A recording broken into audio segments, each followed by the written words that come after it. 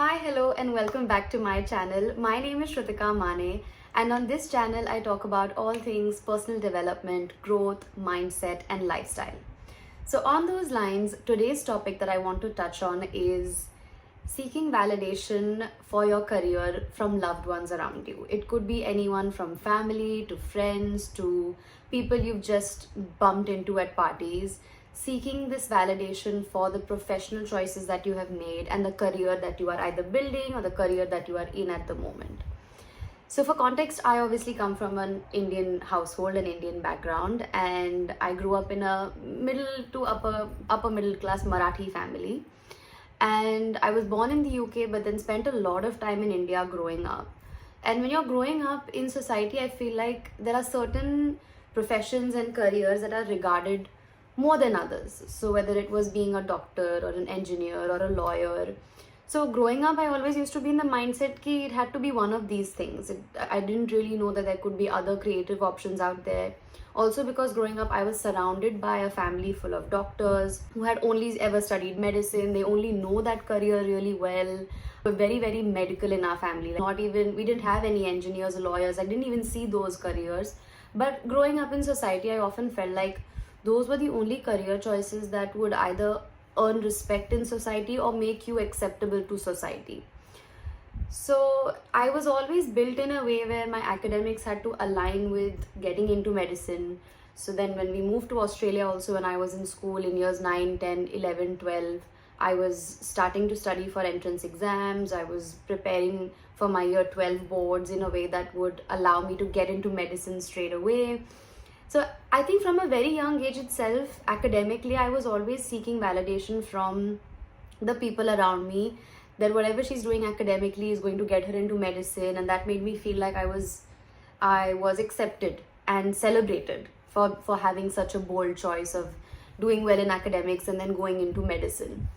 And that's everything that anyone around me was ever doing. So again, I think that was somewhere aligned with seeking validation, because I somewhere deep down knew that doing medicine was not for me, because I had seen my parents, they're doctors, I've seen them work all my life.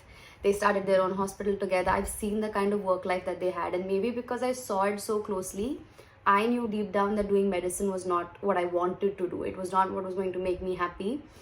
But doing well in academics, whether you're doing medicine or not doing, was just, I didn't have a choice. It was just something that everyone in my family was doing. So doing well in academics was something that had to be done. So I gave it my everything.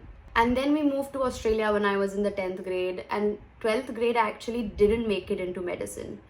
Then we were then circulating options. They were like, maybe we should do dentistry and this and that. But I think at the time, a degree that caught my eye was a health and medical sciences degree. It was a pre-med but also public health, and it was going to give me an insight into what medicine would be like. And it would also give me a few years, 3 years of understanding what I really want, whether I really want to do medicine or not.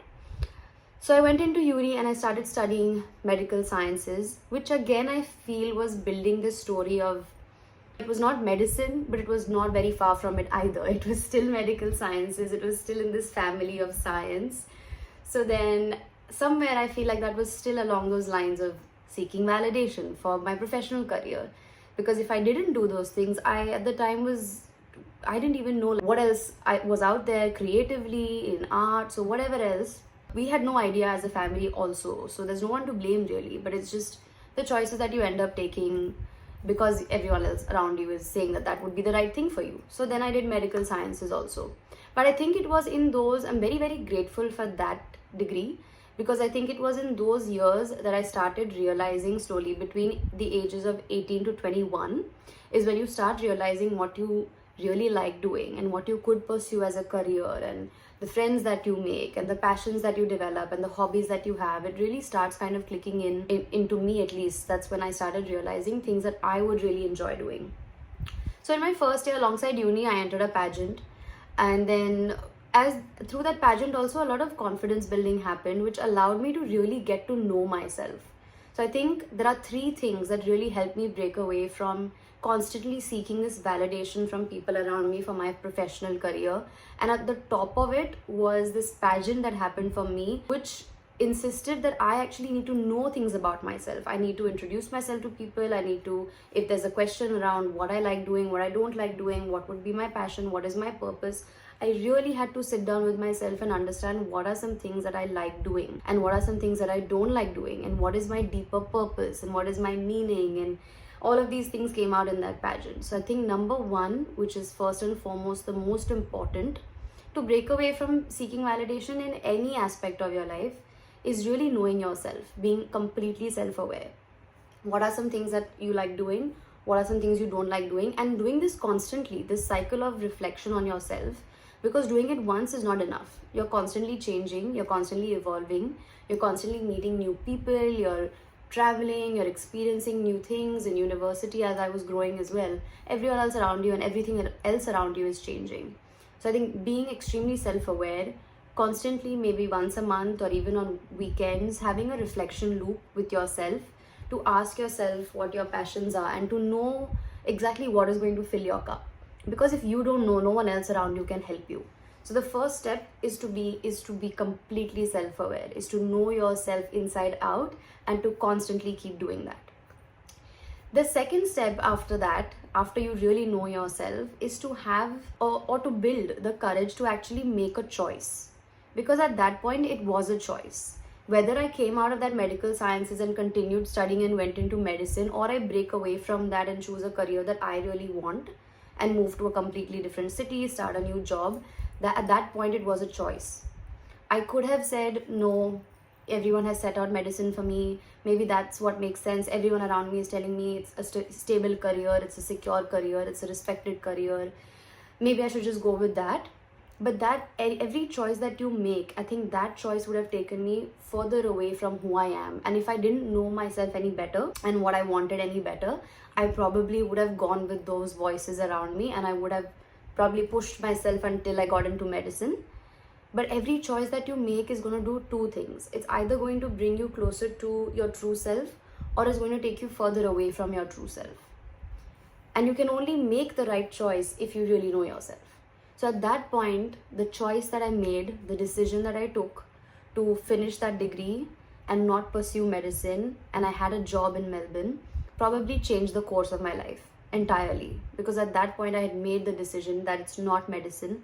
And it took a lot of time to get acceptance for that decision. And I spoke at home, and then I made that decision very clear when everyone knew that I had a job. It took some time to get acceptance for that, but I also know that once I started working, when my actions started lining up with my words, when I really did start the job and build a new life in the new city, I know everyone was kind of proud and cheering for me, and they knew then that her words and her actions are lining up. So the courage to make that choice, which you can only make with the first layer of being completely self-aware. These two hand in hand, already you're breaking away from the need to hear from other people what they think, or the need to get validation, or the need to please everybody around you. You're already breaking away from that with these two steps, self-aware and then making the choice. But then making that choice of actually going to Melbourne had to be layered with the third step, which is building experiences that were going to allow me to grow like I said I wanted to. Because at that point, I've said no to medicine. I've moved into an IT career. I've gone into a new city where I knew absolutely nobody. But then at that point also, you have another choice to make, is whether you really take that and build experiences and make the most of it, or you don't. So then when I was in Melbourne, the experiences that I had going into work, meeting new people, actively putting myself out. I remember the first few months, I was just actively meeting people. I reintroduced myself so many times to so many different people, whether it be friends or in the professional space also. The number of times that I met people for the first time, and then you have to start from scratch with people, right? Because they don't know anything about you. That kind of willingness and the kind of experience that you build by doing that makes you really, really resilient. Because the combination of all of these, I think, gave me a mindset that was comfortable to make decisions that are outside my comfort zone. So when it came to a time where I wanted to quit my job and then try something different, now I feel the layering of being self-aware, the courage to make a choice that is bold, and the experiences that I have to give me that confidence that I could do something that I have never done before. I think all of that together makes me confident, and also has helped me somewhere. I think I've stopped trying to seek validation from the people around me, and I, instead of trying to seek validation from them, I think I'm more on a journey of showing them through my work and through action that the career that I'm choosing is something that aligns with me and my purpose and fills my cup. And when you start actually doing these things and translating them into actions rather than just words, ki I want to do this and I want to do that, and I did that for a long time. I think I was just verbally spitting things onto people. I'm like, listen, I want to do this, that, but I wasn't actually doing them. Now that I've actually done a few things, I think there's a lot of faith now in me that if she's saying that she can do this, there's something to it, whether it be from friends or family or loved ones, anyone around you. So if that's something that you struggle with, seeking validation from people for a professional career, especially I come from a brown Indian household where certain careers are respected more than others, or certain careers are regarded more than others, I feel like take the first step of just becoming extremely self-aware of what you want to do, what you like doing, who are the people you like meeting, where would you want to go, where is what would be a good opportunity for you to flourish in, and find those things, make bold, courageous choices, and then follow them up with a lot of experience so that you can actually turn your words into actions. And once you start doing that, automatically the people around you will be there to support you. So I hope that helps. Comment below if you've had such experiences, if these 3 steps help you, if you have suggestions for the next video. But until then, like, share and subscribe, and I will be back next time. Do not stop chasing your dreams. It's worth it, trust me. And there's lots more to come on here. But for now, bye.